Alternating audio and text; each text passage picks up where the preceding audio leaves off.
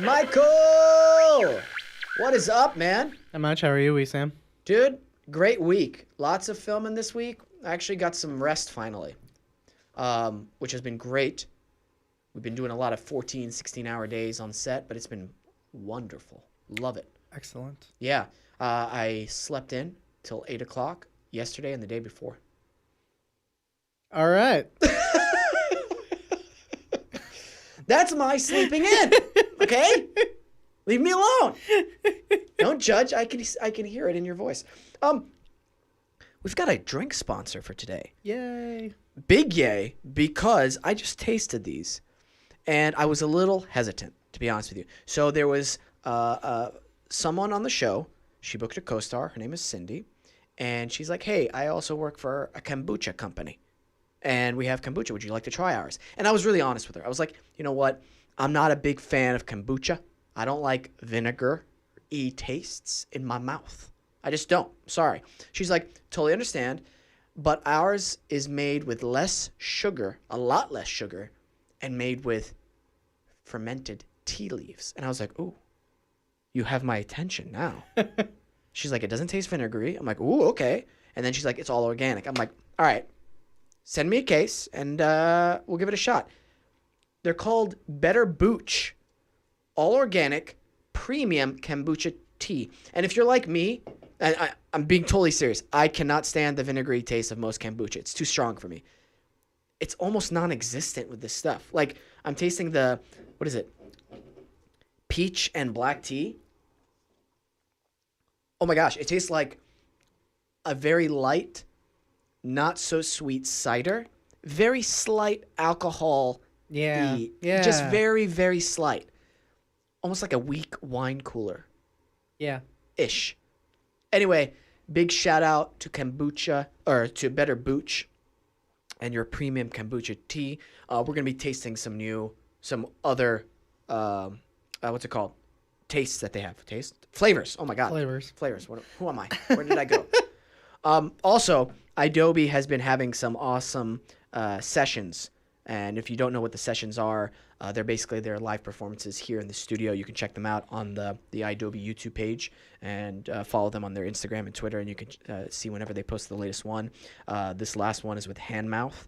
It was pretty cool. And on Adobe's Heavy radio station, you can check out Young Rising Suns with Sad, Clap Your Hands, and Stand Atlantic, Lost My Cool. And there is another one called Honest Men, some new bands this week. If you're like me, I love going on Spotify, checking out their Discover Weekly, some new bands, and Adobe's has this like list and lists every week, like new bands, new songs, new music, and they've been so good at picking out some really cool ones. So be sure to check them out. Basically, life is good right now. You know, nothing to complain about, Michael. How about you? I'm good. Yeah? Good. Do we have any mail today? We have a few questions from some listeners. All right. First one is, where do you see yourself in 5 years? From Amelie from France. You know, I get this question somewhat often when I do interviews, and it's hard to say, you know, because I don't know where my career is going to take me. You know, I'm basically freelance. I'd tell you where I'd like to be, continue working on For the People. I would have liked to have bought my parents a home, make sure they're enjoying their life. Yeah, that's what I'd like in 5 years, basically. Yeah. There we go. Yeah. Thank you, Emily. Yeah, thanks, Emily. Appreciate it. Next question is from Francesco. What is the current role of religion in society? Francesco, he runs a Instagram. Instabutagram. Instabutagram. That's right. We follow each other. What is the role of religion in society? Current role. Current role. Well, I think that depends on what religion you are, where you are let's just say the United States, because I mean, if we're going to get worldwide, that's a whole other thing. But here's my simple answer to that, because that could get really deep, really complicated. I think religion is a good tool to help you better your life and better the people around you. And ultimately, it leads you to some higher power, something bigger than yourself, whatever that may be. I think when we start worshiping the actual religion itself, that's when we can get into problems. What do you think, Michael? I agree. Or not? Or, do you really? Or I mean, I was born, raised Catholic, right. and over time I've come to have like more of like a spiritual like belief. I still believe in God, believe in like Jesus and all that, but I feel like the overall concept of the church itself is kind of flawed, and I try to like steer clear away from that. And that's kind of like what my parents are all like, oh, it's a relationship, not a religion. And it's like, okay, sure. Yeah. And that's something I definitely think it's great that you pinpointed. You have to understand that it's good to question things. It's good to, in a respectful way, I think. Exactly. And because if it is something that's a universal truth, it can withstand questioning. It's okay. That's just plain facts. You know what I mean? If you get upset with people questioning, that's where the other thing is like there's like two rules that Jesus basically said, and it's like the first one is like no, God is God, blah blah blah, but the second one is the most important, which is love your neighbor as you love yourself, and that's it. Yeah, we should all. That's something that's reiterated in a lot of religions, a lot of religions across the world. It's something we're missing a lot of times. We get too involved with what's going on with us, Anyway, I hope that's answered your question, Francesco. Oh, yeah. Francesco? Yeah, Francesco. But yeah, I mean that's it for now. Right. We'll get to the other ones like next week. Next week? All right. Yeah. Okay. Our guest today is GREER Grammmer. She worked with me on Awkward, and we actually had a blast on today's show. We talked about everything, her recent study abroad trip in London. We brought back the good old days of Awkward. We nerded out on Titanic.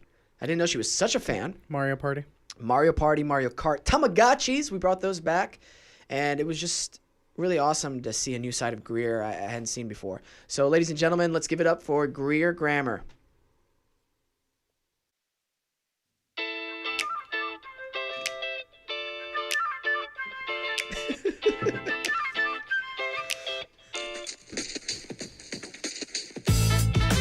Welcome. Oh my God. GREER, thanks for coming on. Thank you for having me. We were just talking about like how it's been at least a couple, 2-3 years since we've seen each other. Yeah. Time flies. Time does fly. And it's hard because like I see you on social media all the time. So it's like, oh, I've seen Wesam. I know what he's doing. But it's like you don't. Like I actually haven't seen you. Isn't that weird a little bit? Yeah. I was just at my barber's the other day, and I was like, dude, you went here, here, here, and here. That's awesome. What? And like he's like, how did you know that? Like I was like, you posted. I was like, he's like, oh yeah, that's right. You don't have to tell people anything anymore. I actually had friends that just got engaged, and they didn't post anything about it. They just told everybody, and I didn't know until like I went to a friend's party and they were there and they were like, we're engaged, and I was like, what? Oh my God, have you posted? And they were like, no, we haven't, because we like this reaction. And I was like, oh, I guess that's like what used to happen back in the non-social media days. You told people things and then they reacted in front of you. Right? What? How often do you think you spend time on your phone in a day? Oh my God, so much. You think hours? And I hate it. Probably collectively, like. Yeah. Like yeah. Hours. I think there's a thing that tells you. The new update, I think, does. Yeah. I kind of don't want to. I don't want to know. How much of it do you think is actual work stuff? Like a percentage-wise. 5%. Well, technically, I mean, if you want to go into it, as an actor, I guess Instagram could be considered work stuff. Yeah. But no. You know what I hate about myself? What? As soon as I wake up, I check my phone. I know. I don't like that. I hate it. I try really hard not to. Because, like, I want, like, the morning to be about me. Mm. But I have to actively, like, do that. Like, I have to be like, like, I grab it. And then I'm like, don't. Yeah. But it's hard because, like, you want to see if you missed anything. Also, we're checking the time now. Like, none of us have watches. At least I don't. I don't. So it's like that's my alarm clock. That's my everything. So we'll get a little into it, I guess. People in London, did you notice that as well? People over there, they're kind of on their phones a lot too? Yeah. So it's worldwide. Yeah, it's worldwide. Oh. I know. Pandemic. I know. Yeah, it's a pandemic. I think, I don't know, maybe they're a little bit more self-aware about it, but also maybe not. I don't know. So I messaged you a Yes. few months ago, and wait, No, I forgot. No, I messaged you because You I'm met- a stalker. That's You had reposted. Oh my God! You're the reason that my phone broke. I want to know this story. You had posted like later that a repost of somebody on the tube having the "We the People" or "For the People." Yeah, for the people. For the Yeah. people. Oh yeah, that's right. There was an ad for it on the tube. So on the Northern Line, I think maybe it was, I can't remember. But I was taking it home one day and I saw it and I was like, I had an already cracked phone and I was taking the tube and I was like putting my phone in and I was like, oh my God, there's the poster. And I think this is before I saw you post about it, but I was like, I have to send this to Wesam. And I went to go take a picture and I dropped my phone and the thing completely shattered. It broke. I could no longer, but it was still like the music was still going, but the screen no longer worked. I had to take it to the Apple store the next day, and then they lost my Verizon SIM card. Oh my gosh. So then I just didn't have a SIM card for like my last 5 days in London. It was terrible. So I'm never watching your show. And, Fair. And now I'm upset that I'm here. I feel very triggered. Wow, I didn't know that part. I forgot about that. Like, I was like, what was I doing with my phone? Did it just drop? And then I was like, no. I was trying to get a picture of your book because I was so proud. I know. I was like, look how cool that is. You've made it on the tube in London. Dude, I was so... First of all, I owe you a new phone, obviously. Great. iPhone X, thanks. This is a 7, but... Okay, well. We'll talk about that later. No, I was so... It was just like... a little I get a little excited for it because it's like I went to London when I was in college for like a summer study abroad program, and I was there seeing all this amazing theater and what acting could be, at the caliber it was, and I was just blown away.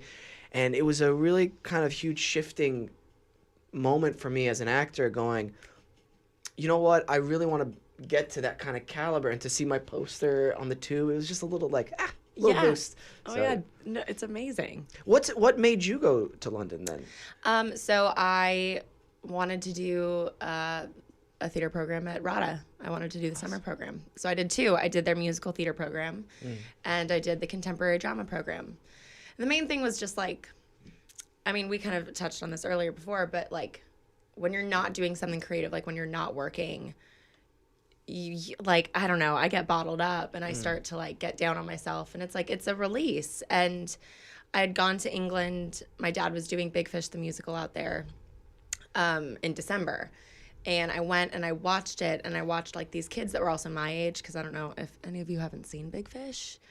It's like an older story and a younger story. So there were all these like 25-year-old people that were my age, like doing this company and doing the show. And I made friends with them, and I was like, I miss this. Like, I miss the camaraderie of theater. I miss being on stage. I miss telling a story that way, and I haven't done it in years. And I've kind of felt like a lazy actor in the past few years. Like, I get my sides for auditions. It's like, okay, it's just the same basic, like, you know, dumb cheerleader. And I'm going to break it down this way. And okay, cool. And go in and spend my 5 minutes in the room and then leave. And I was like, I want to dive into material. I want to, like, read something and really, like, soak it up and break it down and learn the voice and learn the movement and change, like, my physical representation of myself and turn it into a character. And you don't get that out here. And so I was like, okay, you know what? I loved England so much. Like, let's find a reason to go back. And let's study in the best place that you can study theater. And so I went and I did 2 programs at RADA, and it was amazing. Oh my gosh, that's incredible to me. That first of all, you were aware of that missing something in your creative life, and then you had the guts to go, no, you know what, I'm gonna take a huge leap here and just go to London, study it, and just dive right in. I think that's quite amazing, to be honest with you.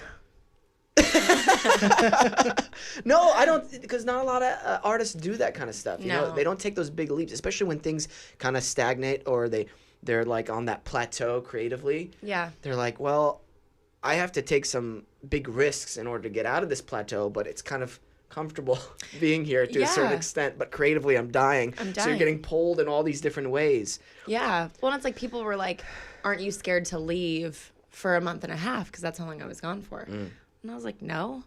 I mean, yes, of course, but my agents were like, okay, if you can self-tape, then you're good. And it was July to August. Like, nothing out here happens anyway during that time. And also, things are being shot all year long. So it's Yeah. like you're not going to miss your chance or a window, even if like things were slightly busy in the summertime. It's like, well, I've got the fall and then the end of fall and then January, they're already starting to cast pre-January now for Yeah. the pilots. For pilots. And I was It's like, oh, insane. it's getting all muddled. There's no clear set of months anymore. So it's like you're not missing out. Take a month and a half, and if you come back stronger, then do That's it. what matters. So you got to, was it like classes throughout the week, or did you go to see live shows as well? Everything. So the musical theater program was just 1 week, and the contemporary program was 2 weeks. And it was like conservatory style, Monday through Friday, 10 a.m. to 6 p.m. We had classes. And for musical theater, it was like you had acting class, singing class, or voice class, and a dance class. And then you were assigned a solo and a duet. And then we had a company piece. So like everyone, ensemble. So you Dude. did- yeah, within a week. Your time was filled up. That's awesome. It was incredible. Yeah. I mean, I was exhausted, especially because the first week, that program was like 3 days after I had gotten there. So my body was like, what is happening? Because it was still kind of jet lagged. And Yeah. that jet lag going there is rough. I Right? think. It's hard. It's easier coming back for whatever reason, I think. But Okay. going there, like losing those 8 hours is really hard. Oh, Yeah. It's, I've traveled internationally before, and I'll wake up at like 4 a.m. Yep. and be like, okay, this is fine. I'm usually a morning person, but then like 1 p.m. hits, and I'm like, I'm sleeping wherever I'm at right now. You're like, I'm on the tube. I'm sleeping. Sorry. Yeah. So that was Wow. crazy. And then I had a lot of friends, like I said, that had done Big Fish with my dad, and I had kept in contact with them. So like my friend Gemma was doing Titanic, the musical, Yeah. which is an old musical from the 90s. It actually came out before the movie. Oh. Lots of people don't know that. Because people, when I say that, they'll be like, whoa, they made a musical out of Titanic? And I'm like, no, it's unrelated. There's no Yeah. Jack and Rose story. And they're like, oh, really? And I'm like, yeah. Remind me. There were like 80-something years where Yeah, you know. there was no Titanic There was movie no with Titanic Leonardo movie. DiCaprio. Yeah, but people don't remember that. Yeah. So I'm like, what is that? Oh no, I just wrote. You can keep going. There's a kind of funny story I have with Titanic and the blow up like bouncy castle. Oh my God, so excited. I Yeah. love that. It's my favorite movie. I know every word to it. Really? All 3 hours. What pulls you to it? Well, originally the love story, because I'm a sap. Yeah. And That's okay. yeah, I saw it again. You know, I'd watched it as a kid and loved it, but like didn't understand half of what was going on. I was just like, she's really pretty. Yeah. And then I watched it again at 14, and I was like, this is the best movie ever made. And I think for being made in the 90s, the technology that was used is incredible. It's beautiful. The writing, like the costume design, like I think every level of it is just a perfect movie. Like Yeah. it's just technically perfect on every single scale. There's an So I like atmosphere that. to it that as soon as you turn it on, you're like, oh, okay, this is Titanic. Yeah. Yeah. Which I think is really special, and it gives credit to the filmmaker. Yeah. And it's one of those stories too where it's like, which I love this. You know what's going to happen. The opening shot, aside from them all waving goodbye, is them underwater looking at the wreckage. Yeah. Yet when you're watching that movie and it's still going towards, like they're turning away from the iceberg to try to like get out of Yeah. the way, as I just said. Stupid. You're still rooting for it not to hit. Yeah. And I think that's really cool that like you can do that in a film. Like even though we already know it hits, it sinks, it did this years ago, you're still hoping that it doesn't. Yeah. And that I think is pretty powerful. Yeah. Agreed. So I forgot what I was saying. No, yeah. Sorry. Yeah, I just put. Gemma. Titanic, yeah. Gemma was doing Titanic the I musical. love Titanic. That's what. No, I'm kidding. Yeah. Well, did you hear about the PCP laced chowder that they ate on set? What? What? It derailed filming for like how long was it? Yeah, they were. Shut up. Are you? Oh, this is real. On Titanic? Stop. What year was this? Oh no, it was 96. Like when they were filming. Yeah, when they were filming. I never knew that. No, neither did I. Oh, okay. and it's still apparently it still remains a mystery. Who? Okay. PCP in the chowder? Bill Paxton, he says that after planning to eat Italian food in his trailer, Paxton opted instead to join Cameron for a bowl of lobster chowder. And within 15 minutes after eating, he recalls, the crew was all milling about. Some people were laughing, some people were crying, some people were throwing up. Assuming that bad shellfish had caused the problem, he went to the hospital. And then they were like, oh yeah, you. These people were stoned, says Dr. Rob Roy. Interesting name. Dr. Rob Roy. Oh my God. Okay. Well, So the more you know. don't eat the chowder on set, you guys. 20 years later, it could still be a thing. Jeez. Okay, back to London. Yeah, so I saw her do that show, which was really fun because she got Yeah. me tickets. It was the touring company, but they were in London the same week that I was, so that was great. I had a friend. I had done a movie last year called Burning at Both Ends, and it's a World War II movie. And Sebastian Roche, I don't know. He's French, so I don't know exactly how to say that. I think it's Roche. Yeah. Roche. I had a professor like that. Yeah. Okay, great. He had done. He was doing Tartuffe on the West End. Okay. So I went and saw him do that, which was great. My friend Sarah was the company manager for Spamilton, so I saw that. And then my friend Jamie was doing Heathers it was off West End, but now it's on West End, Heathers the musical. So I got to see that. So I saw a bunch of friends do like different theater things. And then I went and I saw some we went to the Globe and saw As You Like It, which How was that? so great. Did you do the standing up or? Yeah, I did the standing up, which my feet did hurt. But it's good for the experience. Yeah, it really Just is. to say you did it, and it's like, okay, this is how they used to watch it. Awesome. Never doing it again. Yeah. I'll pay extra for the seats. Yeah. Yeah, exactly. I was like, okay, I will sit upstairs next time. It was interesting. I think the girl that was oh no, it wasn't Rosalind. Oh, what's her friend's name? I can't remember. But she was deaf. So they had a deaf person play. It was very interesting. Whoa. Yeah, because they were all because she was communicating in sign, and then the girl playing Rosalind would respond back to her and like answer the question. So they kind of changed it a little bit, where it would be like, no, I can't do this and this and this because. So like they would like give her kind of both lines, but it was cool. It was like, Oh, whoa. it was very interesting I would to have watch. loved to see that. Yeah. See how they, how they did it. put that puzzle piece and Yeah. fit it in there. But it's Cool. really cool because it's like, wow, you can't like anybody can be an actor. Yeah. Like this girl who's deaf is now performing on the Globe stage at Shakespeare's Globe. Yeah. I just said that. It's early.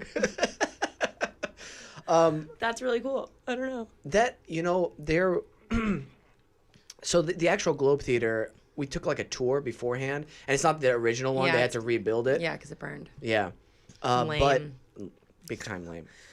Big lame. But I thought it was so interesting that the people, I don't know about your show As You Like It, when we were standing in there, the fight scenes took place Yeah. in the audience too. Yeah. And so there was a lot of scenes that we actually had to turn around and watch, and like it was. And it's like right there. Yeah. They had a lot of, because there weren't really like fight scenes, but they had a lot of people coming through the aisles and like interacting with you, being like, have you seen so and so? And it was cool. Yeah. I think back then, especially because for them to do that must have been like, oh my gosh, like 3D Yeah. movies basically for Yeah. them. That's really cool. I also went to, so the Globe Theatre is one I remember, but there was another theater somewhere in London. I don't remember the name of it, but I got to see something, an experimental kind of theater. Okay. I don't know if you got to see anything like that, where basically it wasn't like so artsy where it was just like I don't even know what the story is.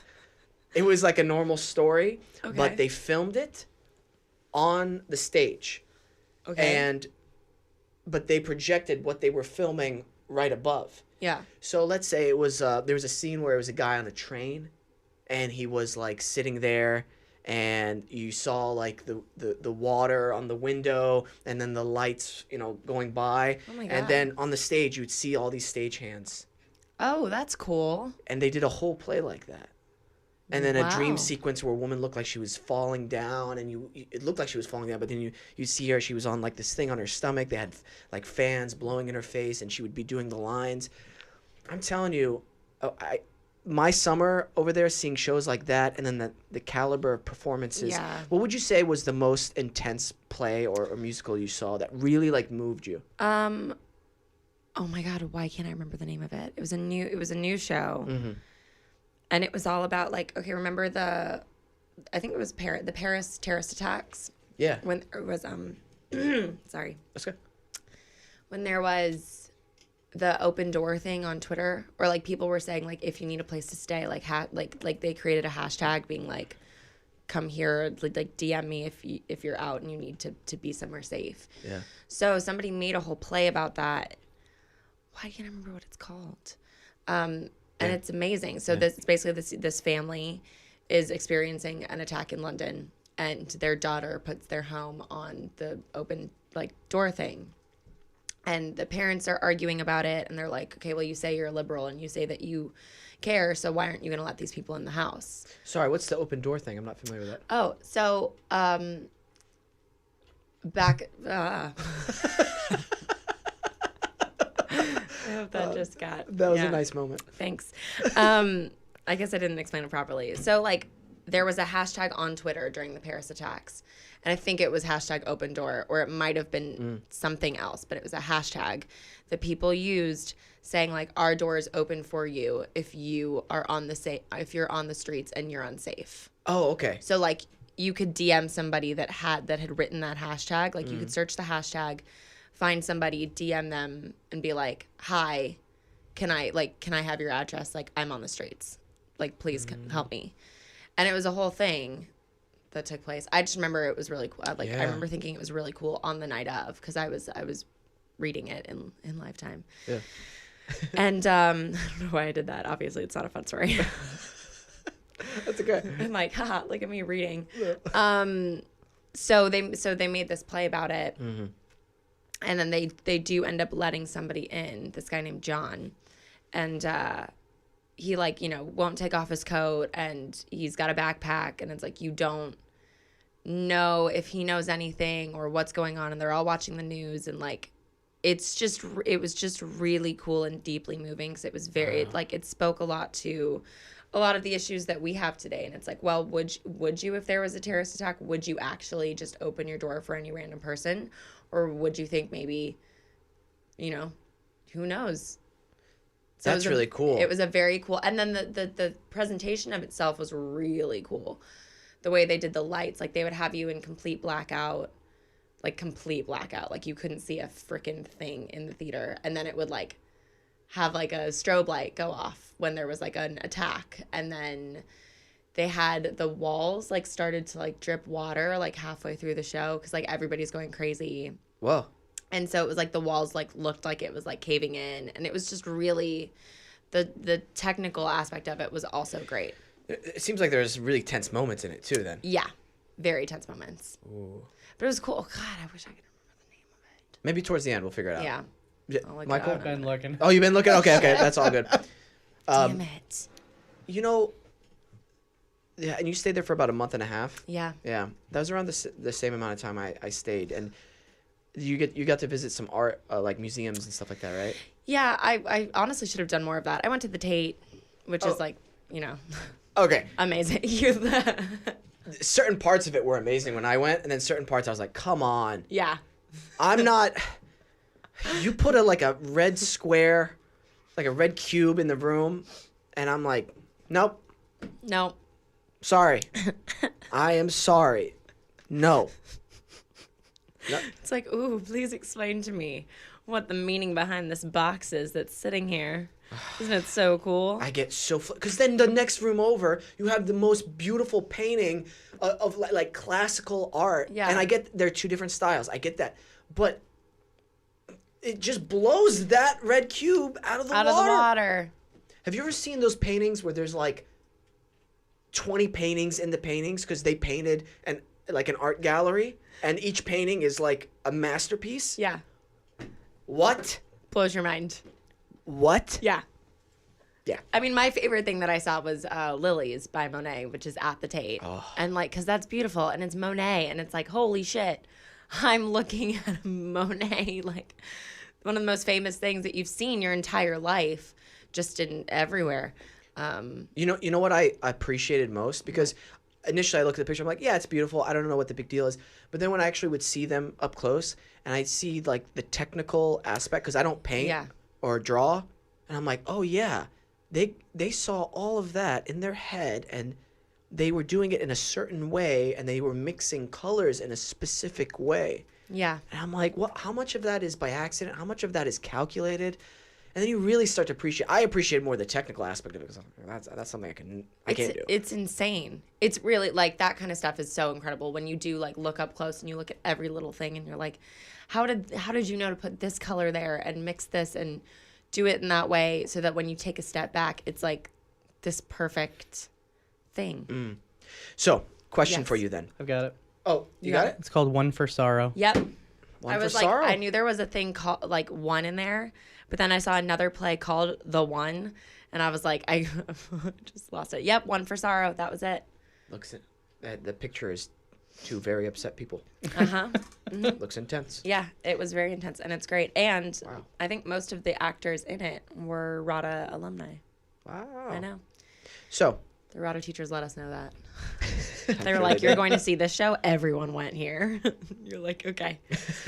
Basically, people were like, wow, you went to RADA? Like, who went there? And I was like, every British actor that you think is good, like, probably studied at RADA. If Yeah. not, they went to Lambda or Guildhall or something else. But lots of them. I'm like, Benedict Cumberbatch, Tom Hiddleston, yep, all RADA. Alan Rickman, that was Snape, right? yeah. I don't know why I was going to say Alan Thicke. It's and early. that's a totally I think that's a different movie. I think that's a different that's movie. a different movie. Alan Thicke. Let's not Google that. Yeah. No. No. We don't want to look that up. Yeah. So, how Yes. how have you changed as an actor before? Like excuse me. Horrible way to start the question. How have you changed as an actor since you've come back from London? I'm a lot more. I'm like nothing. Kidding. No. I just think I break down my scripts differently, even just from like working on my monologue for the contemporary program. I just learned different ways to break down, ways to look at where my body comes into it, which I had never done before, and ways to look at where my voice should change. Which before it's like I would just look at stuff and be like, oh, okay, like mentally, like there's my line, that's what I mean, and cool. But it's like, okay, well maybe there are certain times in life where you feel things in your body before you feel a response, like before you formulate a response in your head. So why wouldn't you put that on the page? Like, why, if you're breaking down something, wouldn't you be like, well, that, like, it's like, that upsets me. So, like, let's get visibly upset. It's like, oh my God, I can't believe you do that. And it feels mimicky. And so when you actually are like, okay, how does my body feel when somebody's like pissing me off? And it's like, I know that I shut down and I get really, just me as Greer, like, I get really like tense and I just kind of like freeze. Right.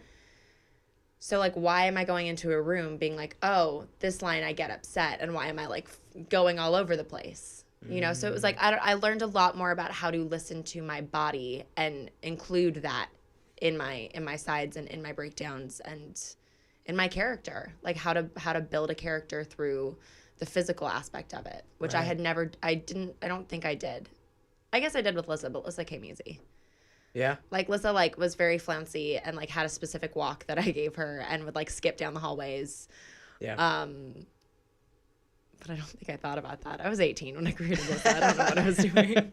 But it came from a natural place, like a natural creative place. It just, this is what makes sense. Like I was like, oh, she's waiting for her boyfriend to go get frozen yogurt, and he's like, yeah, I'll be there in a minute. And she rolls her eyes and turns around and skips down the hallway because she wants frozen yogurt. Yeah. It's so interesting to me the way that actors, because this is something I've experienced, as they grow older, you know, sometimes their bag of tricks that they try to apply to new characters, they're like, oh, this isn't working. Yeah. Okay.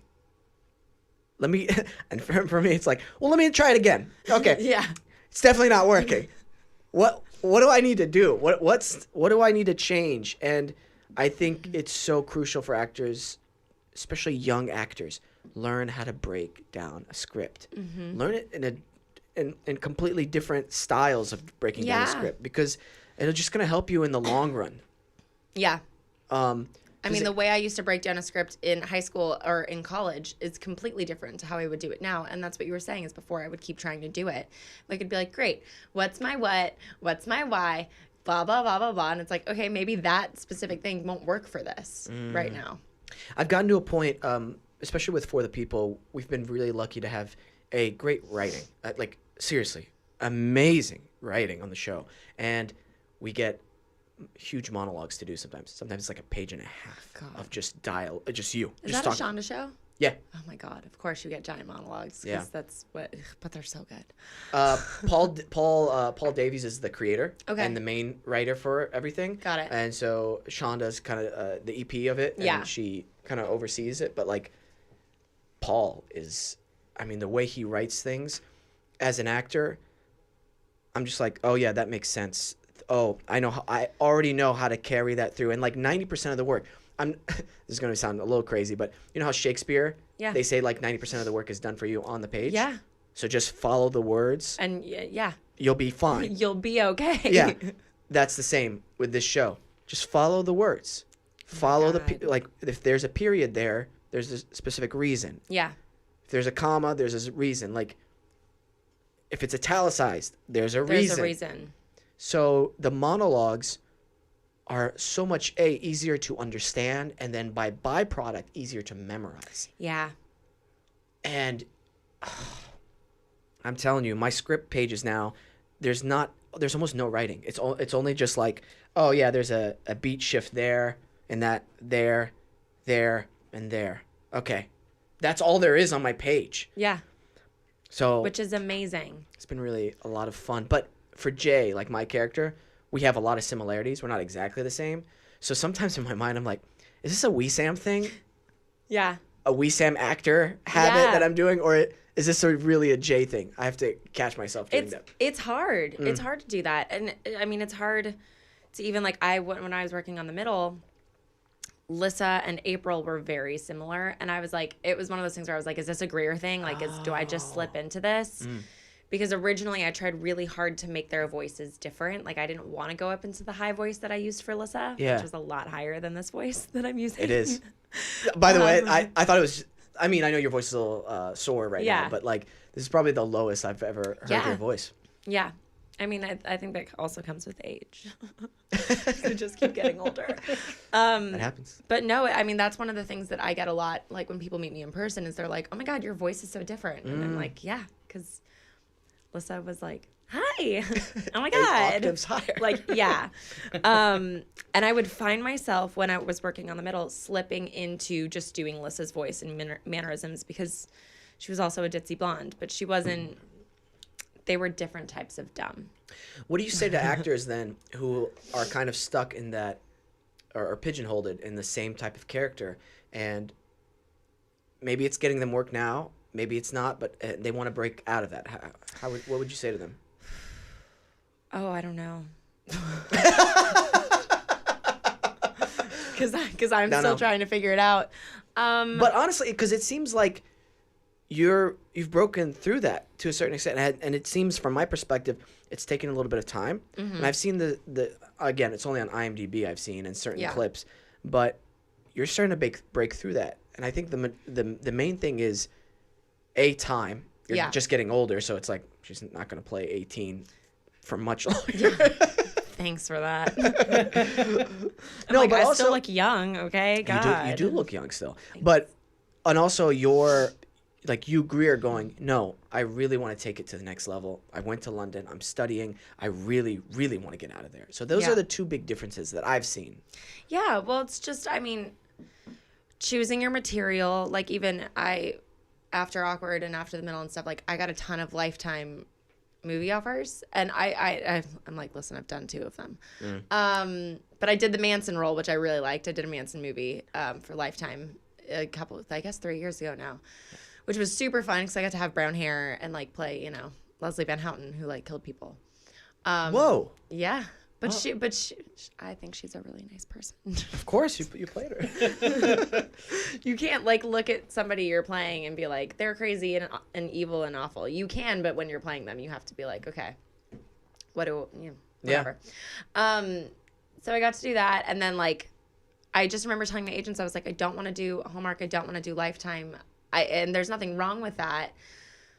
But I didn't want to get pigeonholed into that type of actor either. It's like, I've done that. Okay, like, let me do this now. And it's just choosing your material, finding scripts that mean a lot to you, and fighting for them. Like, my agents a million times have been like, well, you know, we're in a weird place because you're, you know, in your mid-20s and you still look like you're 19. So you're not young enough to still go in for high school things, and you're not old enough to go in for, like, mid to late 20s because you just don't play that. And they're like, we just have to find, like, a good, you know, great multi-cam, like, a half-hour comedy series for you. And it's like, yeah, okay, but you can also give me a drama. I can do that. And they're like, yeah, but you know, your bread and butter is this. And I'm like, okay, understood. I can do that. But also I can do other things. Give me a chance. So it's like, you at times, like, we in the business side of this, we have our representation and they're supposed to be our best voices, but sometimes like you have to be your own agent, or you have to sell yourself to your agent still. I find like I have to be like, hi, I read this in Hollywood Reporter, can I go in for that? Yeah, it's tough. I don't know. It's an interesting line to walk, because you have to also take into account, have you been bringing money into the company? Yeah. Do you really understand how you yourself immediately is recognized by strangers? You know what I mean? Yeah. Because that's also a thing. Yeah. You might be able to play the role very well and be connected, but it's like, well, I just don't look anything like it, and it needs to look a certain way, and all. So there's a lot of factors going. Yeah. It's hard. I can never tell, like, some new actors who ask me that. I'm like, I don't know. It's a case by case. It's tough. I mean, like, even Dustin Hoffman had this story about how he had to like fight with his agent, and like, or his agent had to fight with casting to let him go in for The Graduate, because they were like, that is not what that character looks like. Like, they wanted like a Brad Pitt type. They wanted like a handsome, tall like guy to play that role. And Dustin Hoffman was like, I can play this. Like, please let them see me. And like had to keep asking and asking and asking. And finally they saw him and they were like, oh, okay, you can do it. Oh, we never, because that's the thing too, is sometimes even casting directors don't know what they want. They think they have an idea, and then they'll bring somebody in and they're like, oh, that's the character. Yeah. We never imagined it looking like you, but here you are. And so I don't know. It's just it's such a weird. It is, because again, breaking it down to kind of a more simpler way of understanding, there's only a few things you have control over. All that stuff is totally out of your control. The biggest shift I found in my career was when I was like, I saw this quote, and I've mentioned this before on the podcast. It was like, get so good they can't ignore you anymore. And I was like, oh, yeah, I'm going to be the best actor I can be, or be so good at acting that even if I go in and I'm not right for it, they're just going to cast me, or they're going to write something in for me. That was my mindset going in. And so I was like, that's the only thing I can control. Yeah. So that's amazing. I love that. Sort of, yeah. I love that. I've never heard, I mean, like, I've heard that quote, but Yeah. I don't think I've ever applied it to like acting or. But it's true, you know what I mean? Because like we get so sensitive and so like insecure about our ability, because we get told no so many times by casting, by our agents, by other people in acting class. You know, it's like, oh, that you didn't really hit that scene. There's so many other people telling you how good you were or how good you weren't, that at the end of the day, it's like, well, Yeah. I don't know anymore if I'm good or not. Yeah. Oh my God. Absolutely. I'm So- like, I suck. I'm terrible. I don't know. I just, again, I love the fact that you went all the way to London to get better and then came back. I was like, I feel I wanted- I feel so much stronger. Yeah. As an actor. where, okay, you, just so people kind of have a reference, you kind of grew up in the TV and entertainment industry. Yeah. I don't know much about your upbringing, but I assumed that just because your dad's an actor. Was your mom an actor too? No, my mom was a makeup artist. Makeup artist. Okay. For the industry as well. Yeah. Okay. She did more like films. Well, she worked on Baywatch for a little bit. I remember as a kid, like going to the beach. Yeah. Like on set with her there, which was cool. So I did a craft service like on the beach. So you've always just been in the TV and film? Yeah. It's like literally the only thing that I know. Wow. I love meeting people whose parents are in finance or like in accounting or something. Because I'm like, tell me about that. Isn't that cool? And they're like, tell me about your upbringing. And I'm like, mine's so boring. Yours sounds so exciting. Like, what did you do? You just had a normal family and like your parents worked 9 to 5. You had dinner every night. Like, that's amazing. Yeah. Because mine wasn't necessarily like that. Because like my mom, when she would book stuff, you know, my dad luckily had like a sitcom schedule, which is a little bit easier. But like when my mom would work on shows and it was single cam, it's like, you know, you're there for 12 to 14 hours. At least. And especially as a crew member, you wrap up and then you have to get there earlier before the actors. So it's like your days are even kind of longer. So when she would work, like she kind of stopped working after I hit a certain age because I think I was young, and she left once. She has this whole story about how like while she was leaving me with a sitter, I said, seems like you just don't love me anymore. And that's like from your like 5-year-old child. And she was like, well, okay. Oh my God. Done doing this. Guess I'll stay home with you. Yeah. And then I was like, at 12, I was like, please go back to work. Just let me live my life alone. I'm such an adult. Yeah, so I grew up around sets. I grew up in Malibu. All my friends' parents were actors or directors or producers. Like they were all in it somehow, or they were like entertainment lawyers. Like they were all somehow in the business. And so it was the only, but I think regardless of that, because this is the main question that I do get asked a lot, is like, is that why you wanted to be an actor? And I was like, no, I dressed up as a different Disney princess every day before I even realized what my dad did. I had no idea or concept of what he did, what my mom did. I didn't know. They just took me places. I, however, put on my own plays and watched My Fair Lady as a child like a million times in a row, and like just loved movies. I loved playing dress up. I wanted to do that. So I think regardless of I think some of it is probably genetics, but Literally was about to ask you that if you think like somehow it's been imprinted to that performance aspect, you know? I do. Well, because my older sister's an actor, I'm an actor. I think my younger sister wants to make movies. And I watch even like my little sister because I'm one of 7 children. Whoa, what? My Never dad. knew that. My dad has 7 kids. I'm an only child from my mom. Gotcha. But I'm one of 7 from my dad. Wow. It's like a very interesting way to live your life. Very interesting family dynamic. Yeah. Yeah, because I mainly grew up with my mom. So it was like I was an only child there, and then also had like Christmas dinners with like a really big family. Yeah. So that was cool. I got the best of both worlds. But yeah, I watch my little sister who's 6, and I watch her like dance around the room and like demand authority and attention, and I'm like, oh, you're probably also gonna be an actor because I just see you doing that. She creates like movies and play or like things online. She's addicted to Minecraft. I don't know, Dude, Fortnite.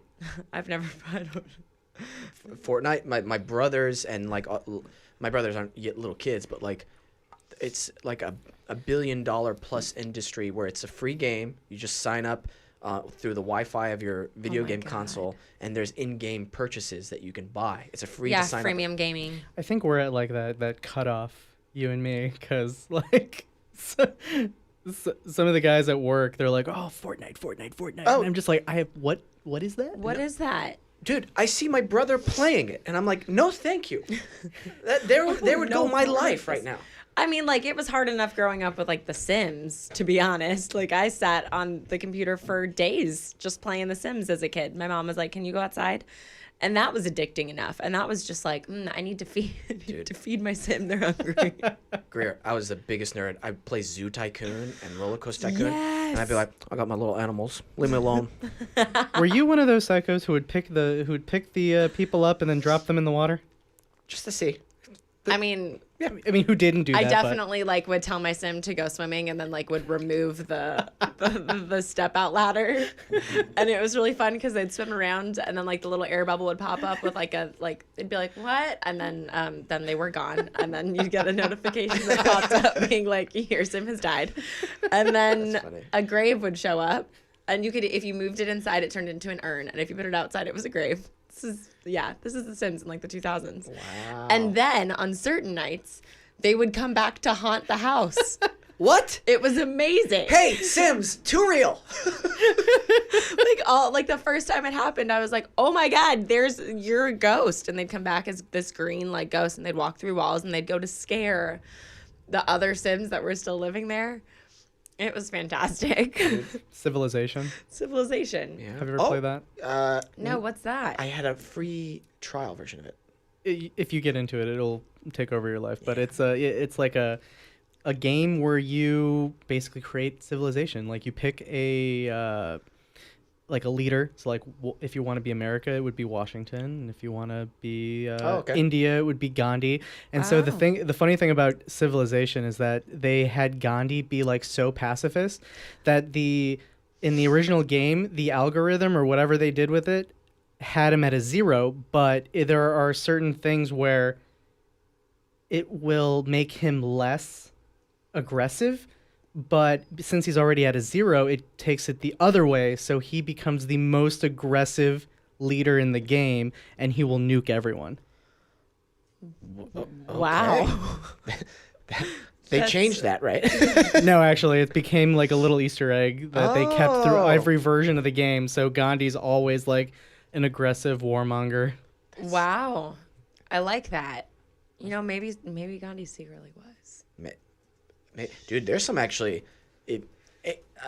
there's some kind of shady stuff like I read about Gandhi, where it's like just like red flags. You know what I mean? There's also a meme. That's weird. Nuclear Gandhi. Nuclear Gandhi. Is there? You ever do Tamagotchi? Yeah. He always died. I was about to be like, I don't know if I can swear on here. I think I already have. Oh, you can. Like, you can. okay. Yeah. I'm like, yeah, I fucked with Tamagotchi. Yeah, Love that shit. Fucked hard with that. I never knew how to get my dog to the next level. I had to ask this one girl. Her name was Mary Elias. That was a weird memory that just popped up. She would help me get the dog to the next level. Thanks, Mary. Wow. Yeah.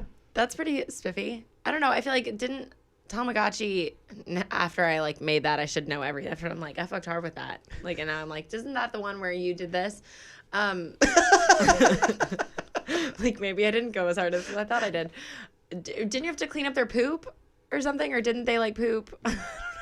I don't remember. I thought you fucked hard with Tamagotchi, man. What's going on? I don't know. I just remember you had to feed them. That's the only part I feed and play with them. Yeah, Right? honestly, I think mine always died. Mine was a Hunger purple. meter, happy meter, bracelet meter, discipline meter to how healthy and well behaved the pet is. Gotcha. But there's nothing about pooping out there. Nothing about, hey, man, what's going on? There's a scold option. Wow. Okay. Is this like new Tamagotchi though? I don't or know. Old Tamagotchi? Pet will leave droppings around the screen from time to time and can become sick if they're not cleaned up. Yep. Okay. There we go. All right. There we go. You're not a crazy person. Great. No, I like that they politely call them droppings though, and I'm just like, didn't they poop? Before the pet goes to the bathroom, it will make a face and stink lines will appear around it. Yes, that's what I remember. If the player activates the toilet icon during this animation, but before the pet has gone to the bathroom, the pet will use a toilet instead. When done repeatedly, the pet can be potty trained. Wow. The more you know. The more you know. Did you ever think you were going to come on this podcast and talk about Tamagotchis? Pooping? Tamagotchi No. poop. Tamagotchi poop? No, but you know what? I'm actually I'm pleasantly surprised because this is obviously something I really enjoy. I look at your Instagram story tomorrow. It's like, I got new Tamagotchis. So I was like, oh, I got okay. a Tamagotchi. Yeah. Right here on Got Amazon. droppings. Oh, they still sell them? No, they tried to like make a comeback. Listen, the 90s are back. The 90s never left. I thought there was going to be an app for it. That's true. I think there is also an app. I wouldn't Like be you surprised. could get a Tamagotchi on your phone because that makes sense. And then that'll be more time we spend on our phones. Yeah.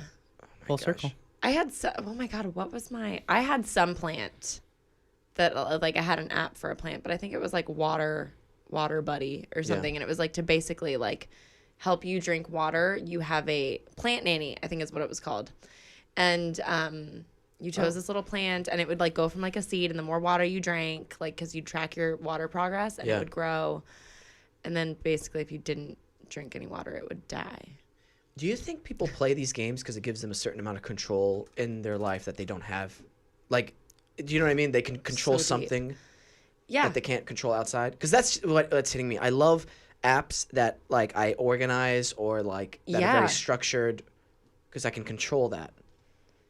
Yeah, Am maybe. Am I a control freak? I mean, maybe. I already know that I am about myself. Yeah. But I learned that because I'm afraid of flying. So. Oh, how did you manage the flight to London? So, the flight to London was okay. Okay. The first time when I went in December, which was like my first international flight since I was 14. Not internet. Well, I don't know. Canada doesn't count. It counts. It doesn't. Across a big water. Yeah. Big Across water. water. A big water. A big water. A big water. Across big water. You fly in this machine? Yes? No? You cross big water. Yeah, across like the ocean, which I have a fear of, especially, you know, after like Malaysian Airlines and like that Air France flight that crashed years ago. Cause like you get me on a flight to like New York and I want it, like I'm convinced the plane's going down. And really? Oh my God. My ex-boyfriend and I, we used to go to Aspen and it's so many things about that. Dude, that was like layer on layer on layer. And I just remember like the first year we went, we had flown into Vail and then driven to Aspen. And like, that was already scary because like the Rocky Mountains are not fun. And anytime you fly across the country from LA, you usually go over the Rocky Mountains. And if you ever feel turbulence, look out your window and I guarantee you're over the Rockies. All right. Because that's what happened. Like, I'm like, why is it so bumpy? And I look out and I'm like, right, fucking Rocky Mountains. So anyway, then there was one year where he was like, we're flying straight into Aspen. Aspen Airport is one of the most dangerous airports to fly into. They have most airlines have if it's going to fly there, they have a specific training program to fly into Aspen because there's something about you have to drop the Altitude. Yeah. You have to drop in so quickly and so fast, and it's usually really windy, and so it's just basically like you just kind of like go down. Yeah. And it's terrifying. And also you're on this like 2x1 like plane, like one of the like charter super jets small. or whatever. Yeah. Okay, so like 2 seats and then 1. So it's very like it's like American Eagle yeah. like flown through American Airlines like by way of this, and it's like 3 different things and you're like, "Oh my God, I'm going to die on this." Yeah. Yeah, and I just remember we first off, before we took off, I'm like holding his hand and I'm like, I hate you. Like we are flying into Vail next year and I am not doing this again. Yeah. And we broke up, so I never went back. But so that wasn't even an issue. Yeah. And he was like, okay. And we get up there and they're like, yeah, so it's going to be bumpy for the entire in-flight duration. Like the duration of the flight is just going to be really bumpy. So prepare for that. And I thought I was going to die. I was like, I'm in a tube of death. Because here's the thing. If God wanted us to fly, or you know what, if Darwin wanted us to fly, whichever you believe, we'd have wings. If we were supposed to leave where we were settled, we would have wings. I don't know.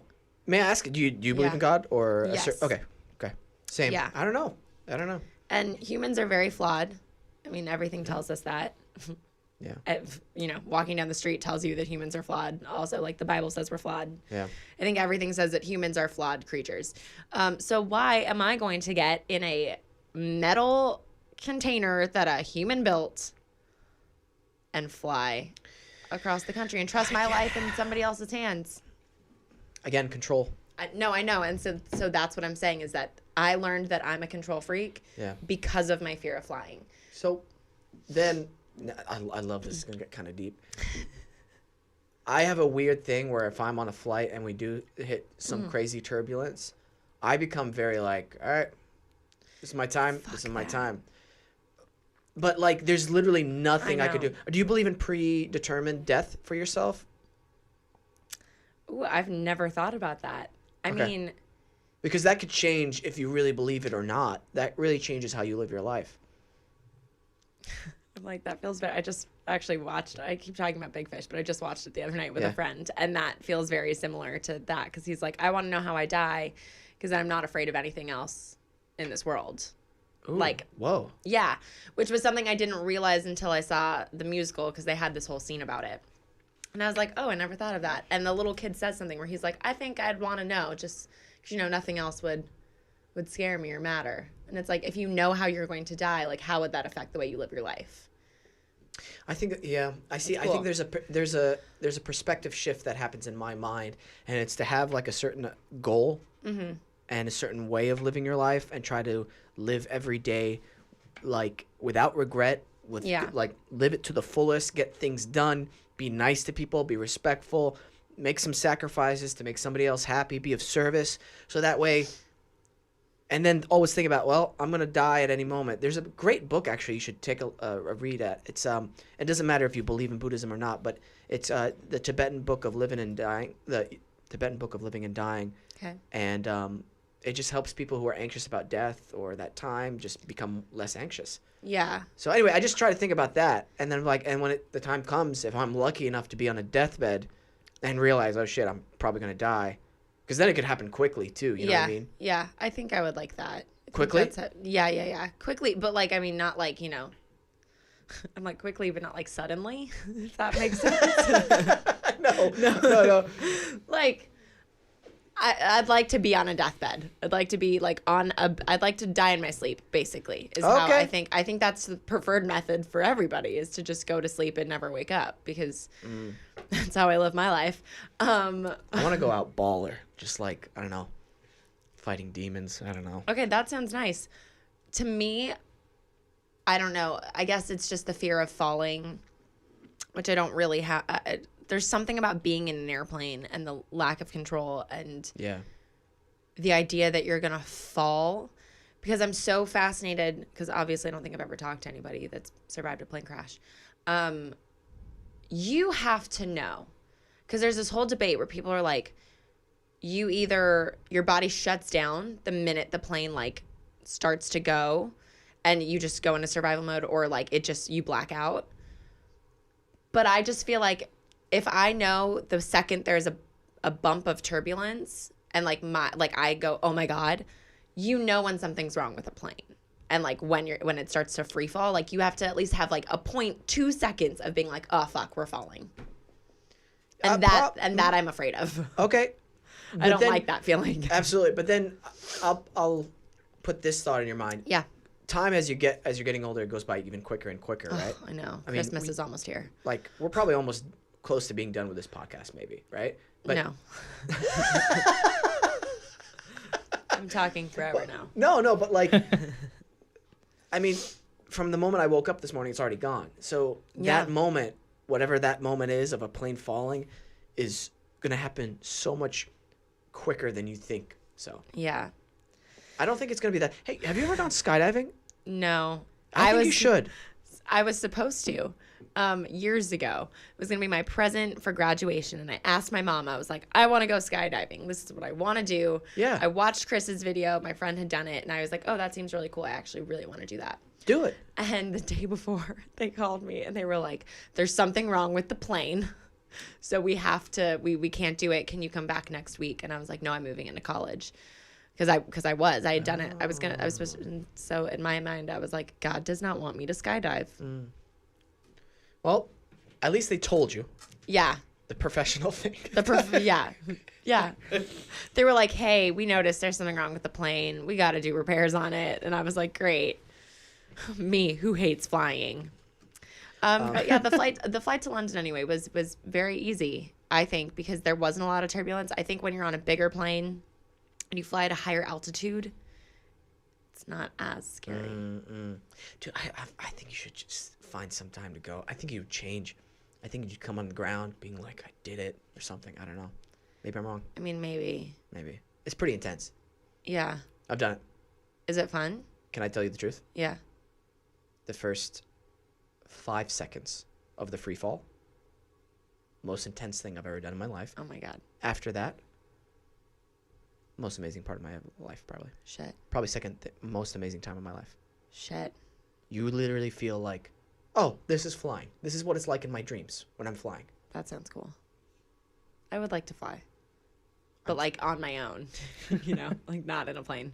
Oh, like you want to be a pilot? Like learn? No. I just mean like physically, like Superhero like, style yeah. flying. Yeah. Well, yeah. Yeah, I would like to fly. Dude, how different would the world be if people could do that? Oh my God. Would it be worse? I don't know. Fights would be amazing. Fights would be incredible. Dude, wars? Wars? Wars. Oh my God. Insane. See, that's where your brain goes. My brain's like, wow, I wouldn't have to sit in traffic maybe. Like, I don't know. Or maybe there'd be air traffic. There'd be more traffic. Yeah. Baseball? Can you imagine baseball or like sports? UFC fights? Get out of here. Get out of here. Like Dragon Ball Z. Exactly, man. Just nerded out. I don't Oh my care. God, were It's my show. you a big Dragon Ball Z Yeah. fan? Really? Both of you? Yeah. Okay, Dragon Ball Z or Pokemon? I did Pokemon Both? briefly, Okay. but more Dragon Ball Z. Were you either? Yeah, I liked Pokemon. Okay. I was a huge Pokemon fan. Yeah. But I didn't get into Dragon Ball Z. That's fair. But I love Pokemon. Ash was my guy. Yeah. Loved him. Pika. I thought you were gonna say Ash was my bitch for a second. No, Pause there. I was like, Ash was oh, not okay. my bitch. Well, he was kind of everyone's bitch I on mean, the he show. kind of was. Yeah, he was a little bit of a bitch. Misty was great though, right? She had what's the starfish name that Star she had? You Yeah, or Star Me? yeah.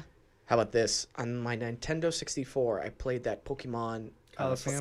Snap, Pokemon. Okay, the photography one. yeah, Pokemon Snap. Yeah. I loved the Nintendo 64 Pokemon games. Like Pokemon Stadium, that was my bitch. Especially Pokemon Stadium 2, the Chansey game. Dominated. Whoa. I got perfect scores every time on the hard level too. What is it? The chance? What is it? Chansey? Chansey. Yes. Yeah. Pink? Yeah, pink. Kind of starish. And that was on the yeah. And that was on the second one. Well, she's like the nurse that like carries eggs, Ah. you know. But Pokemon Stadium 1, Clefairy says kicked that out of the park too. And that one's hard. Oh yeah.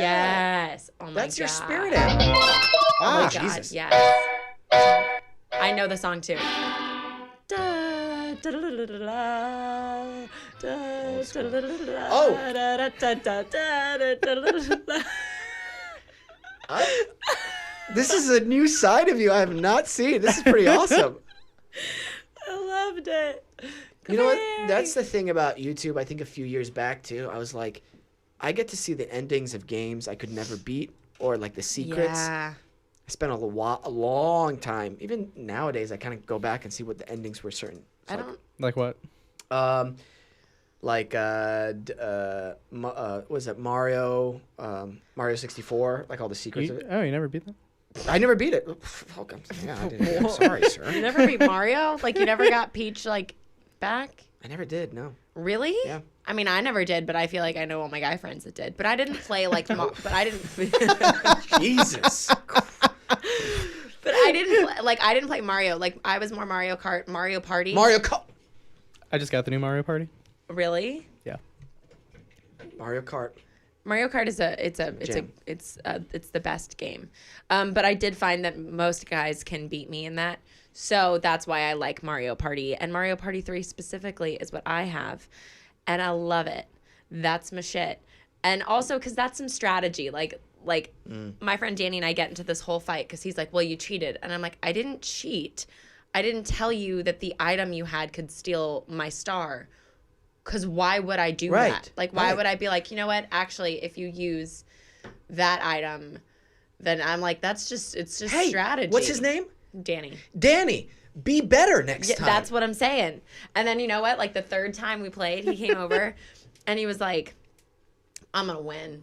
And this is why I don't talk shit in games. Because, like, I don't want to be like, I'm going to win, I'm going to kick your ass, and then, like, lose. Because that's embarrassing. That is. Dude, you got to play it under. And so he's like, I'm going to win. Like, look who's winning in the game. And the thing with Mario Party is that you can always come back. Like, you don't know who's going to win. Especially if you have those extra stars, the special stars at the end. They got the game star, the money star, the chance star, like who steps on, you got all those. So you could win because you have more bonus stars. Anyway, he came over, talked a bunch of shit, and guess who won? I did. Greer. Yeah. Greer won. Greer won. Danny And I think lost. because I probably stole his star. Good. Cody, I think who I was dating when I was on Awkward, we had a whole fight because he took my star and I threw a fit. We were playing with his roommate and I was like, why wouldn't you take Cameron's star? He had one. Why would you take mine? Like, why did you team up? We're a team. And he's like, there's no teams in Mario Party. And I was like, but there is because you're my boyfriend. And he was like, you would have taken my star. And I was like, not if Cameron was playing. Cameron was playing, I would have gone for him because you're my boyfriend. I had a friend. Uh-huh. We play Settlers of Catan, the board game. Great. Have you played this? I think so, but it wasn't something I played often. But yes, I know of it. You know the game, right? Okay. Yeah. Here's the thing with Settlers of Catan. Like, half of it is kind of luck, and half of it is, like, you have to play the best way in terms of the way the cards have been dealt to you, quote-unquote cards. So, What a good metaphor for life. right? It really is. That's why I like Settlers. It's like, okay, I got a shit hand right now. What's the best choice I can make? Got a lot of grain. Right? Got a lot of grain. One of the people I was playing with, she kept just poking at me during the whole game, even before we got there. And I was like, you need to tone it down. Okay? Because I can get really mean really quickly, and I'll ruin the whole night for everyone, and I don't care. She keeps talking shit. Here we start playing the game. Somebody else starts talking shit, and in my mind, a switch goes off. I'm like, all right, night's ruined for everybody. I block everybody to the point where it just becomes a weird stalemate in Catan. Nobody can get better in any kind of way. People have resources they can't use, and like it became the perfect storm. And I wasn't even winning. I just made it worse for most of the people on the game. Oh, I loved it, and they got upset. I'm like, good. Anyway, Good. See?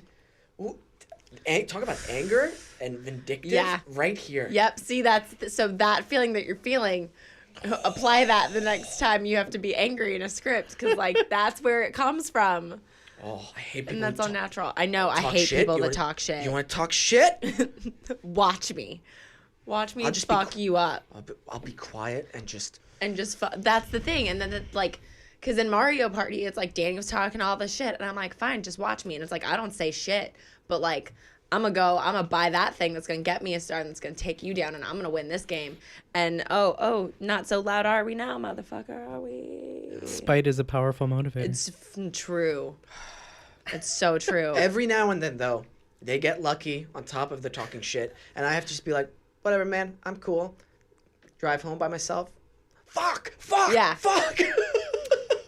Fucking asshole. It's like, why didn't I win?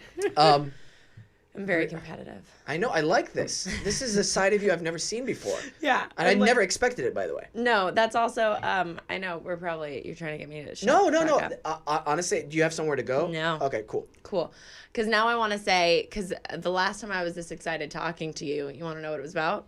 Yes. And your audience probably won't like this. No, they will. They don't care. Okay. Pimple popping.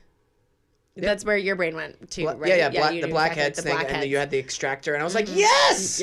Yeah. I love pimple popping videos. And we were talking about this, and Wesam was like, have you ever seen, like, the biggest blackhead, like, ever? And I was like, no. And we sat there instead of awkward and watched, like, this old Indian man get, like, this just, his whole nose was a blackhead. And it was just, like, and it's, oh my God, it's, like, so awful. It's so great. It's so great. Dr. Pimple Popper. Pull it up. Oh my God, Dr. Nose- Pimple Popper. Nose gold mine. Oh God, it's so good. Dude. Yeah, what? Wait, yeah, either one of those first two ones, good. Dude, there's something cathartic, right? Oh my God, I get this like feeling deep inside of me. Dude, if he was my grandpa, come here. No, come here. I'm gonna do this really quick. Oh my God. Do a little on your nose here. So you were told by. Oh, I don't think somebody this that is you the had one, condition on your nose? but this is a good one. This is. That guy had like blackheads, like for days. Yeah. A lot of dilated follicles and excess oil production on his nose. You know what I would have liked to be is probably a dermatologist. In all honesty. Oh yeah, no, I still have a secret dream that like. Every time people are like, so what would you be doing if you weren't acting? Yeah. I'm like waiting tables. But not really. Like that's the most realistic thing. But I've always been like, I would go to esthetician school and try to be an esthetician. Yeah. Because I think that's like where, like that's my other passion. It's just popping zits. And making people's face clearer. I Yeah. think that's very satisfying too. Like somebody comes in a week and they're like, oh, I feel really insecure. And like 2 weeks later or whatever time, they're like, it's clearer. It's like, clear. there you go, man. Be Look more at that. confident. Yeah. Anyway. Oh my God. But they're so good. But it's so good. And Jillian Rose Reed hates all those videos. She thinks it's so weird that I love them so much. And like, I love I couldn't remember if it was Jillian or Nikki who was like, ew or gross whenever we were telling her. It was probably Jillian. Jillian. It could have been Nikki too, but I feel like Nikki would have at least like understood. Like Nikki would have been like, okay, not my cup of tea, but like Yeah. that's weird. Yeah. But that's fine. That's cool that you guys like it. And Jillian's like, that's disgusting. I don't know why anybody would sit and watch that. And I'm like, I love it. Man. I love it. Those awkward times, it feels, excuse me, at times it's weird. I don't know how I see time sometimes.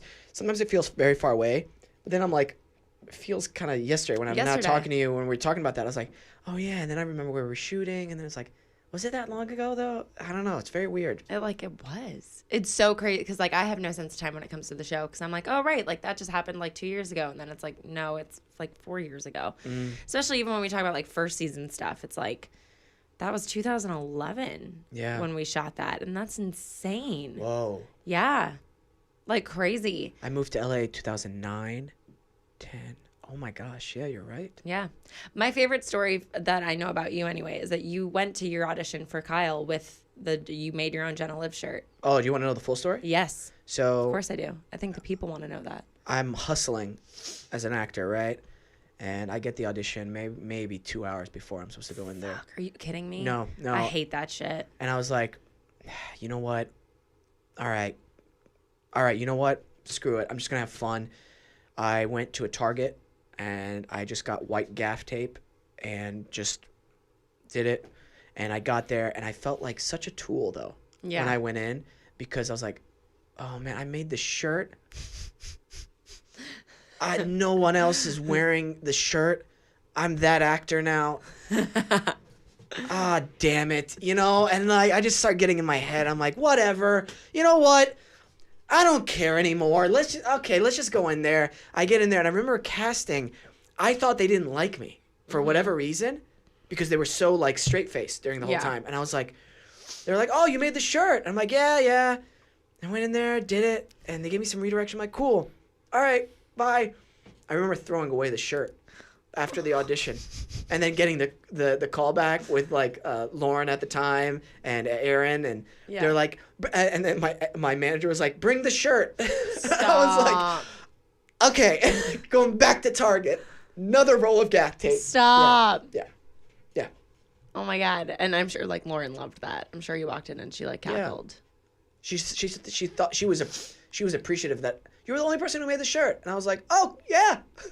Yeah, because like no, I mean, I was very impressed with that because I also am very in my head about a lot of things. And I feel like I would have been like, you know, like I'm that actor. Like no one wants to be like no one's gonna make the shirt. Like I don't like what a douchey thing to do. Yeah, right. Like, because if I was in their position, I'd be like, oh, come on, dude, just act. yeah, like we're gonna give you the shirt. Don't worry about it. Like you don't need to make it on your own. But it's like, then it works. Like there are moments where like that happens. You go in and it's like, okay, there you go. You made the fucking shirt, and that stood out. This is something I know about me. I tend to work better with a handicapped, or if things are going against me, or I feel like I'm on the underdog. Yeah. For some reason. Yeah. Sometimes that like. It gives you a little something. Yeah. Yeah, I like that.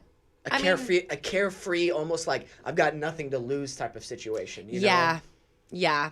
That's when I've probably booked the most, is when I've been like, well, you know. And that was probably when I was on a series. Yeah. Like when I would go in for other things, I'd be like, well, I still have my show. So if I get this, I get it. And if I don't, I don't. And whatever.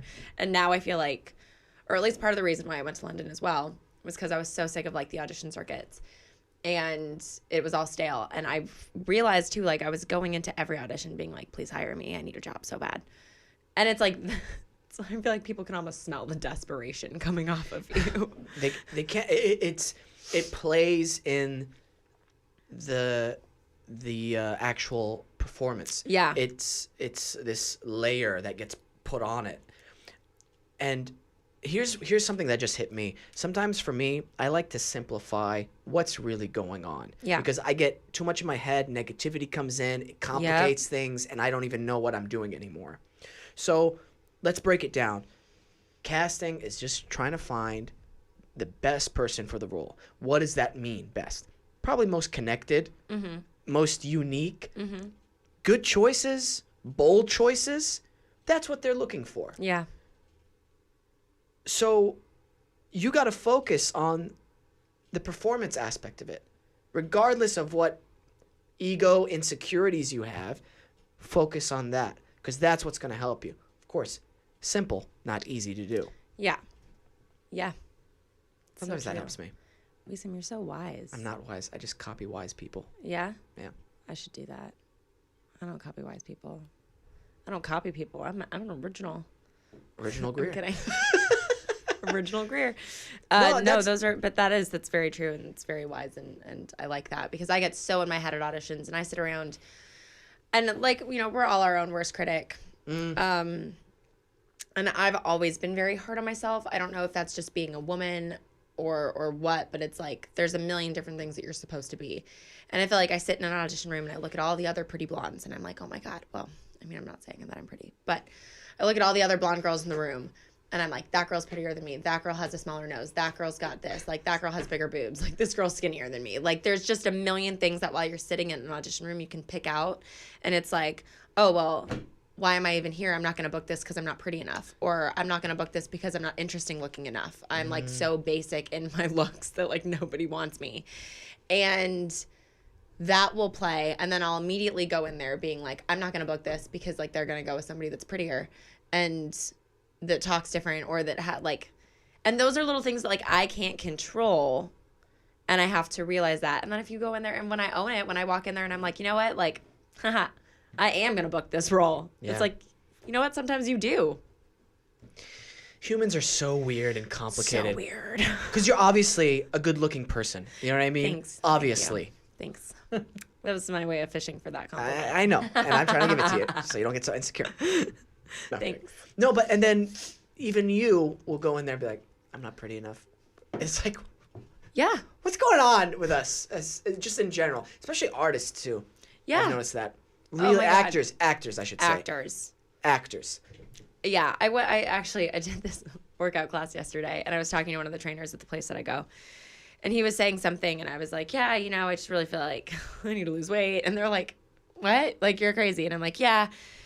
I'm like, I'm self-aware. I have a tiny type of body dysmorphia. And I was like, but it's LA. Doesn't everybody here have some sort of like I just feel like it's always heightened. And that's one of the things I loved about London, to bring it back because I'm obsessed, is that I walked around in London and I felt so confident. Like, I was like, oh, I don't feel like anyone gives a fuck here.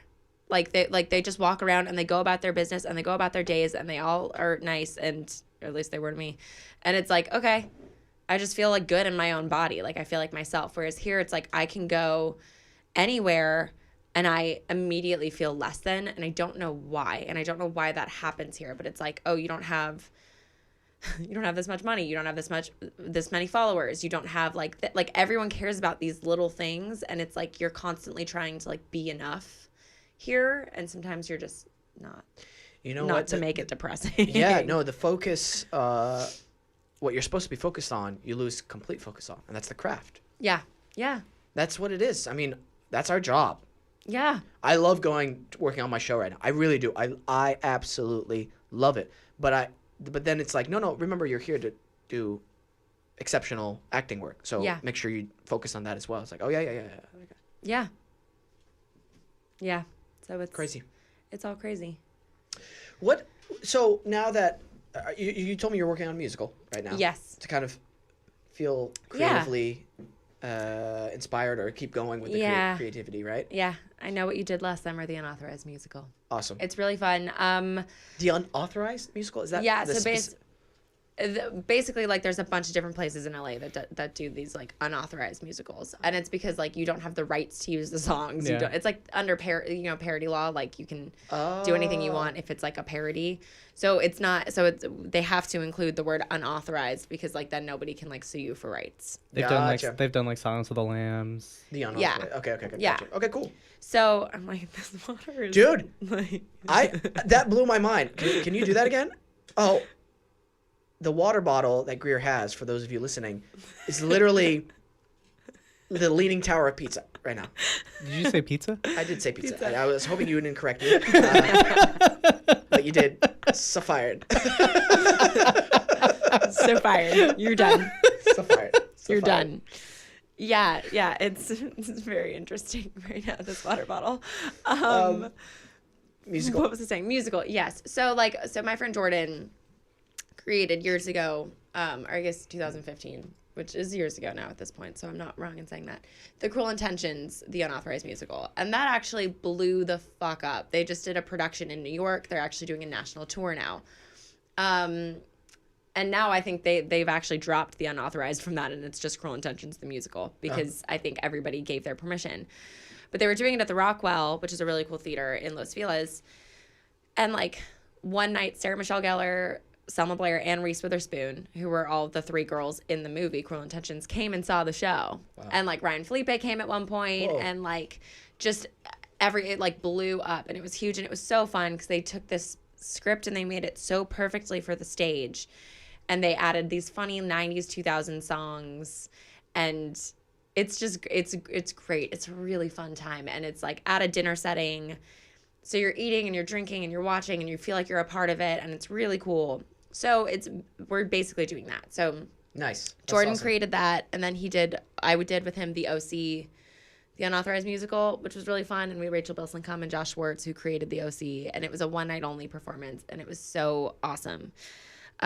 We sold out in 15 minutes because people were really excited about it. Wow. It like broke the internet. We don't know why.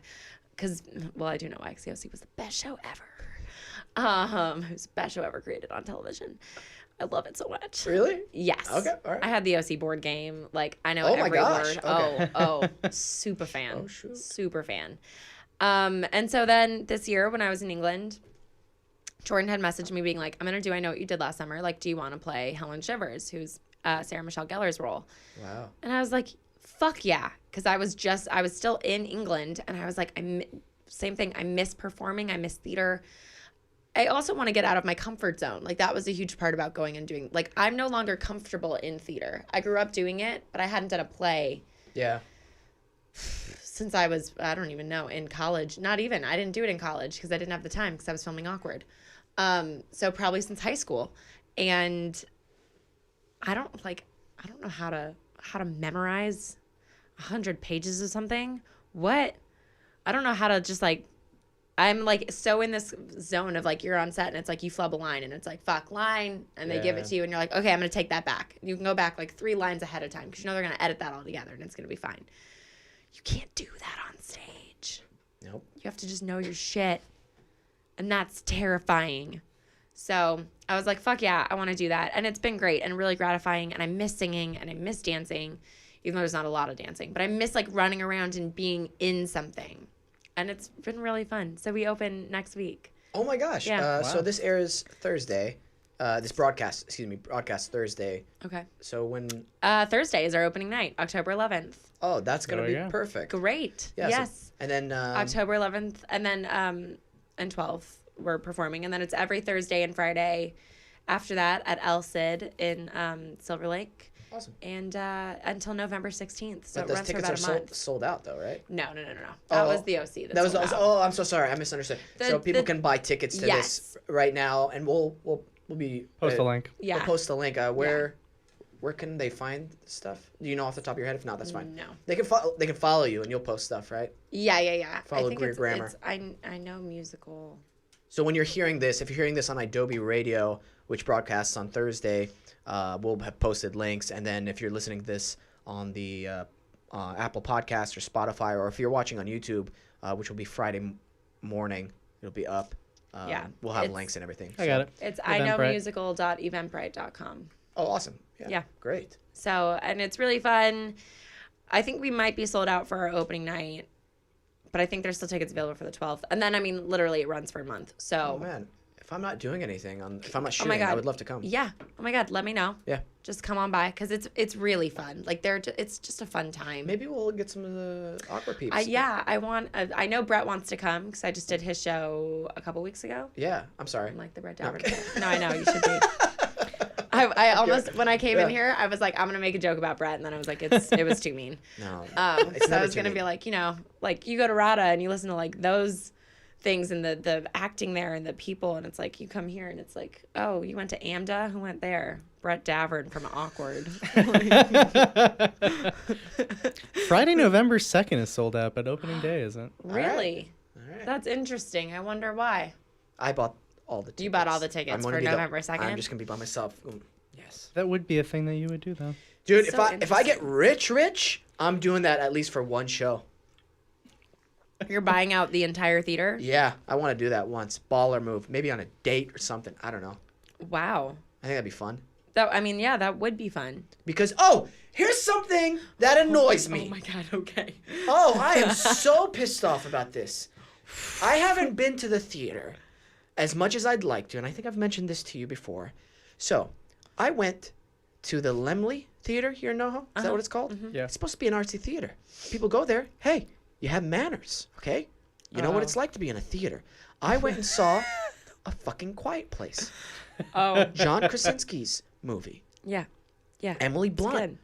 Really excited to see it. It's called A Quiet Place. Uh-huh. You know how many cell phones went off? Stop. 3 times. No. You know when they would go off? During important times, when things were quiet. The first time it went off. Michael, what is that face? You better be on my side on here. No. It's mostly the phrase "when things were quiet," which is basically the whole movie. The whole movie. The whole movie. I'm just kidding. Michael, you're already fired. I am on your side. So, I thought first time I heard the cell phone, I was like, oh, it's in the movie. Somebody's cell phone is going off in the movie. Nope, in the theater. Ooh. Fuck. Then I went and saw, after that experience, kind of was like really pissed off. Went and saw, what is it called? Winchester House, which was like, some horror movie. Don't think I ever even heard of that. Yeah. It's based on the Winchester mansion, up Ooh, north. That seems cool. Yeah. It was not a good movie. Okay, it shit. was all right. It was all right. I was really impressed with the art design of the whole thing because they did Okay. it really to that time period, and I was like pretty impressed with that. These people brought in not the regular bags of chips. What is those party size Dorito Yeah. bags? The whole movie. I didn't even know you were allowed to bring a party size of chips into a theater. How do you hide that? Like I I was snuck Chick-fil-A into a movie once. Oh, Yeah. that's okay. It was when they re-released Titanic for the 100th anniversary. It all comes full circle. At the ArcLight Cinerama Dome. And you know what? Oh my God, I'm gonna geek out. She's like, and then we're gonna get back to Winchester House. I'm sorry, I'm just making it about me again. I was just angry. I'm done. Go ahead. We went, my friend Jordan and I, who's also obsessed with Titanic. We went on April, technically 13th, but we went to the 11 o'clock showing because Titanic sank on April 14th at like 2 a.m. So we wanted to be in the movie theater while it was happening 100 years. Yeah. Like on the 100th anniversary of the sinking of the Titanic. And then I realized also that like, they were on East Coast time, so maybe that wasn't how it worked. But for us, it did feel like, I mean, you know what? At 2 a.m. on the East Coast time, they were all in the water, so it still works. Yeah. There you go. Still works for my enjoyment. Still works for my God damn it. That was the spirits. The water just fell. Titanic spirits are in this room. We Sam almost broke your phone again. Yeah. Oh my gosh. God. It's so comes back full circle, you guys. Why did you remind her? Yeah. I'm like, that's right. It was you. Keep getting texts. Where's my phone, bitch? But yeah, so we snuck Chick-fil-A into the theater. I had nuggets and waffle fries and Chick-fil-A sauce, and I watched Titanic while it happened, and nothing has been better than that in my life since. Well, I'm happy for you. Thank you. That reminded me of the balloon bouncy. Yes, I need to hear about that. So I'm driving in Tulsa, Oklahoma, and I see, there's like a pop-up carnival, right? Uh-huh. And those ones where it's a balloon thing, but they slide down it. And Yeah. I'm like, oh, that's cool. It was the Titanic. Amazing. I'm like, when is that okay? When is that okay to make You're like, people inflatable, died. inflatable slide out of a disaster? It's like having like a Twin Towers slide. Sorry, that's like real. That's what I said. I wasn't gonna bring it up, but I'm like 60 years from now, we got an inflatable slide of the Twin Towers. So disrespectful, but it's true. It's a question. We're not saying it's right. No. That's what I meant. Greer, why aren't we friends? I don't know. We really need to. This man. All right. Well. Look at that. Well, yeah. So you're like, when is that okay? Yeah, when is that okay? 60 years, 70 years, 50 years? I don't know. If I'm an old man and I see a Twin Towers inflatable slide, like, that could be triggering for somebody that was around during that time. They could drive past the Titanic inflatable slide and they're like, it's just. Hi, ma'am. You're one of the last surviving members of the Titanic. Do you want to come on this slide we just created? Who decided? Who was like, I mean, listen, I would like to go on that bouncy, but I really would. I'd take all the pictures. But who was like, you know what, guys? We're an inflatable balloon house slide company. Right. And you know what I think would be really cool? A Titanic one. You've got the ship. It's like up there. People can slide down it into like, the water. And then there's like, it's like, what? Kids are like, wow, a sinking ship. And you're like, this actually happened. Like, that's when I use it as a history lesson. I'm like, so the slide you're about to go on, sweetheart, to my 4-year-old daughter, people died. It was very tragic. The boat hit an iceberg. And then people froze to death. So remember that as you slide down to the fake water. And then they made a $1 billion movie. And then they made a $1 billion movie. And they made a musical before that. And what's funny, the reason why I brought that up, the Twin Towers thing, too, is that when I was telling somebody about Titanic the musical, they were like, it's a little morbid, don't you think? And I was like, is it? And they were like, yeah, it's like making like Twin Towers the musical. And I was like, did not think about that. Yeah. I think the difference is that one was a terrorist attack and the other an accident. Negligence. Hubris. Yeah, like so. Oh yeah, this is probably my favorite line because I have a rebuttal line in the back of my mind when the guy's like, "Not even God could sink this ship," and I'm like, don't. She's made of iron, sure. I assure you, she can, and she will. Greer. Thomas Andrews. Yeah. From this moment on, no matter what we do, Titanic will founder.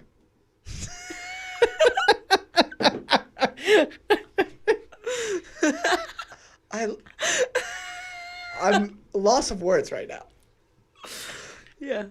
But this ship can't sink. She is made of iron, sir. I assure you she can.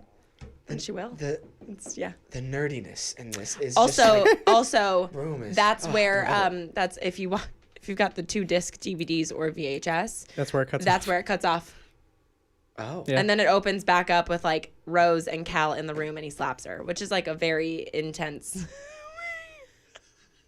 Don't look at me like that. I can't. It's you realize how cool this is for me. I'm such a weirdo. Like people don't realize like I'm such a nerd and such a weirdo. I can do the same with basketball. Basketball. I'm like I can't tell if you're still doing the voice. Oh my gosh. Basketball. Did you do this voice at in London during the classes? No, I really should have. Can you imagine their I have- faces? You're trying to do the Irish accent.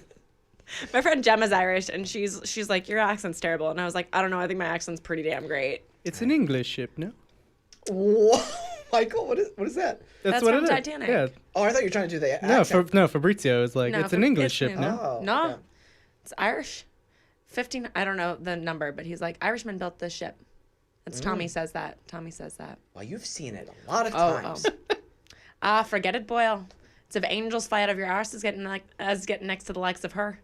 It's when Wow. Jack sees Rose. Dude, you should do an Irish play. You should do Thanks, would love to. black comedy. What is it? I did The Cripple of Inishmaan, Ooh. and it was an Irish play. And did you do an accent? Yeah, I did an accent, like an Irish Okay. one, but like definitely not gonna do it now. But I really wish you would. I gotta practice. Oh, this is the worst way to get into it. So disrespectful. Lucky Charms. My Lucky Charms. Feck. They'd say feck, like the F word, like feck. Feckin'. Feckin'. Feckin'. Oh, look at that. How are ya? Yeah. That's good. And we just lost our entire Irish audience. I know, and the Irish are gone. They're done. When Gemma and I will leave voice notes for each other because I love her, and on like WhatsApp, and every time she sends me something, when I go to record back, like I find myself just even like doing like inflections, like being like, oh.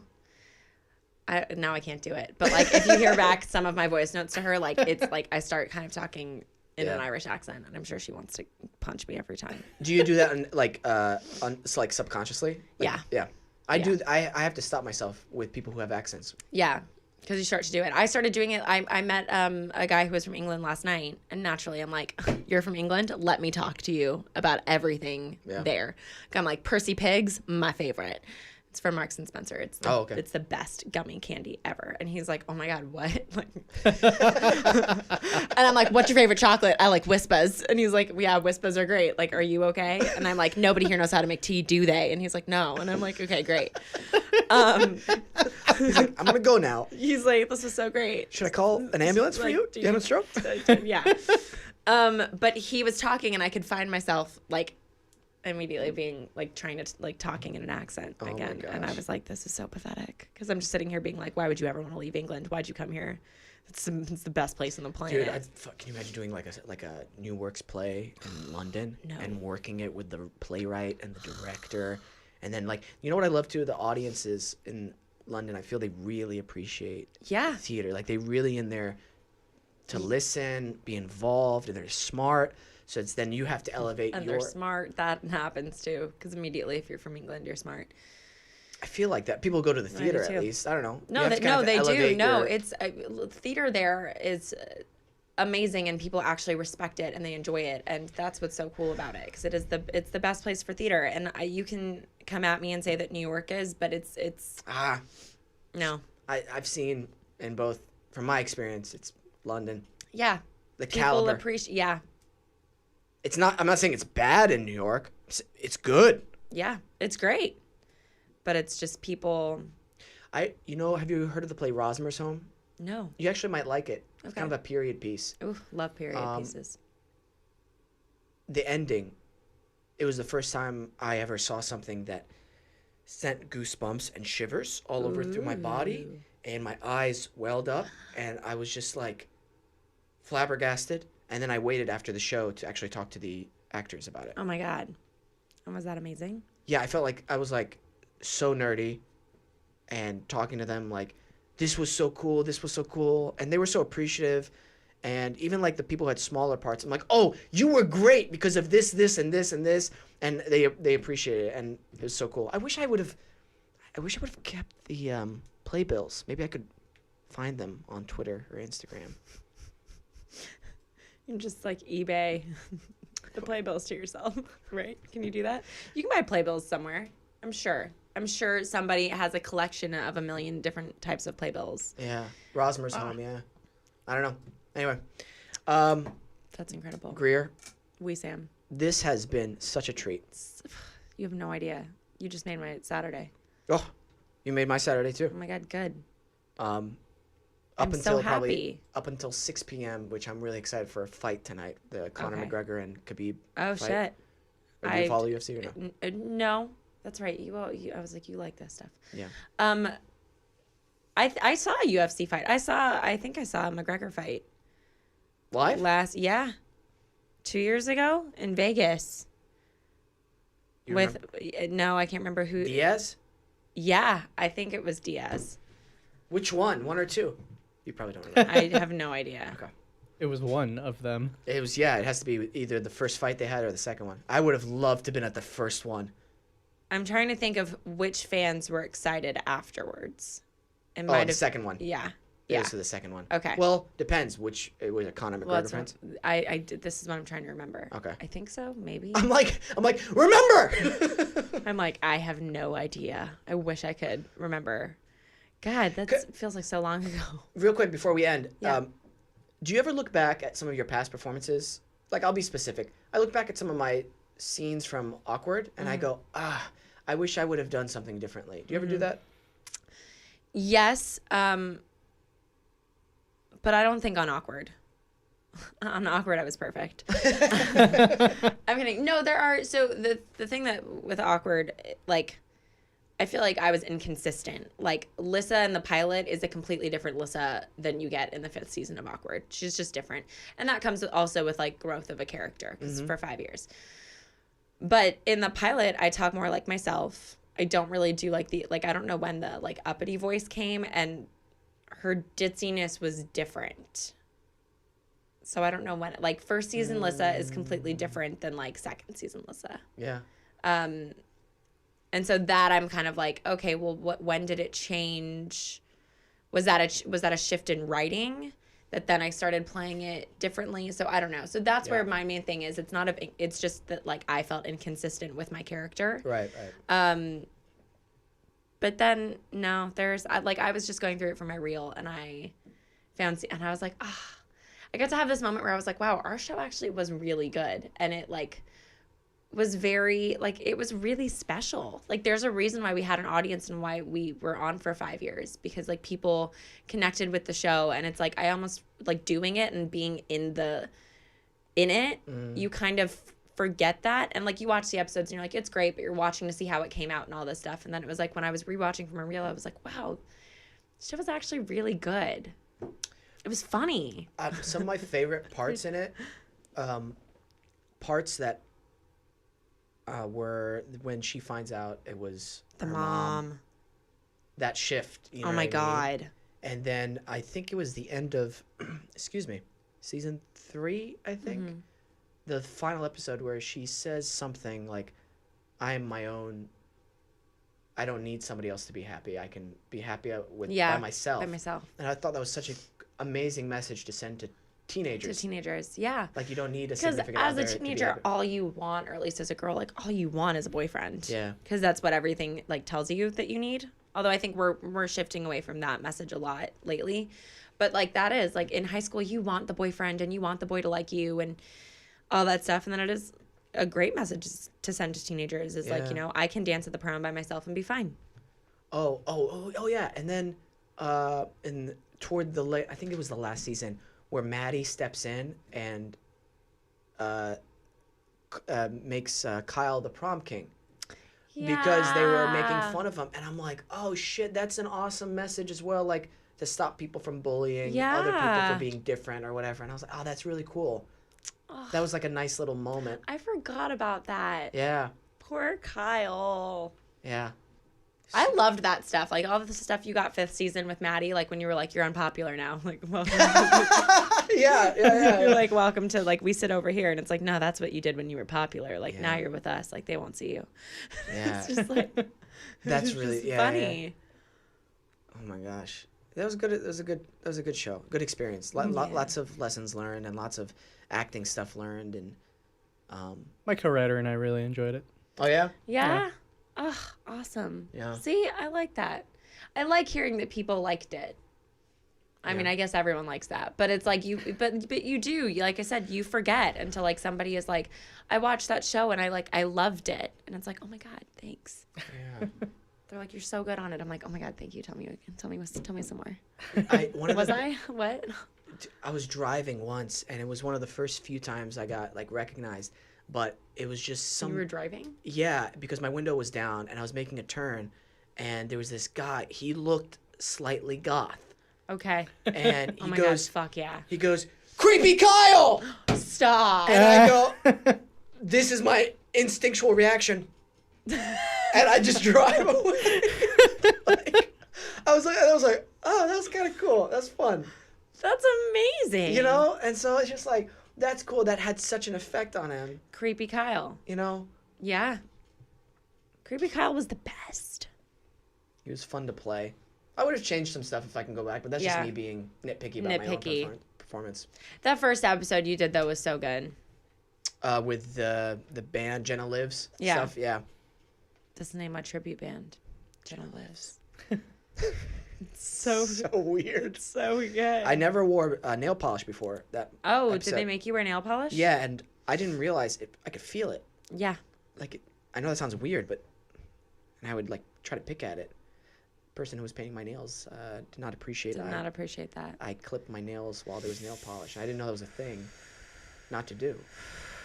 I got a little trouble for that. I mean, she hit me. No, I'm kidding. She hit me. Oh, God. I'm so sorry. We were abusive on that show. Yeah. Greer. Wesam. We went way over. so many places. Oh, I was going to say Oh, that, so many places. There's no time time limit. Okay, great. Yeah. And yeah, it's an absolute pleasure. Again, so awesome. Thank you for coming on, talking about your London story, getting nerdy with us. I'd love to have you back on whenever you book something or whenever you'd like. Whenever you book something, I'm like, never.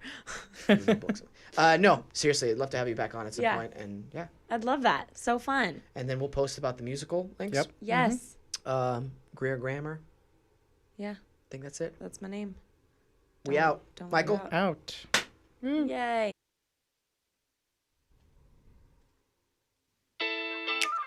All right. Thanks for listening, guys. We really appreciate it. Thank you to Adobe Radio. Thank you to Nice Guy Digital. And thank you to our drink sponsors, Better Booch Premium Kombucha Tea. Thanks for all the yummy drinks you've provided for us. We can't wait to try them all. Guys, thank you to you, the listeners. We really appreciate you. Be sure to leave us a review on iTunes or... I guess iTunes is the only place really you leave reviews. Right? I think so. Yeah. Subscribe to us on YouTube, Spotify, or iTunes, or all three. Why not? And we do listener questions every week, so be sure to send us in your questions, and I'd love to answer them on air. They could be about life, career, wacky things, anything you want. You can ask me, and I'll answer it on the show. Almost anything. Send it in. I'll probably answer it. He'll probably answer it. Hey, Michael, thank you to you for everything you do. Thank you for your birthday gift, dude. I thought it was a fun gift. It was. I can't wait to try it. I'll let you know how it is. Thanks. And thank you to Steph Jula for all the awesome social media posts you've been doing. I love stopping at that break just to make people listening just kind of pause. Like, did it go off? Anyway. Yeah. Anyway, guys, we out. Bye. Yeah.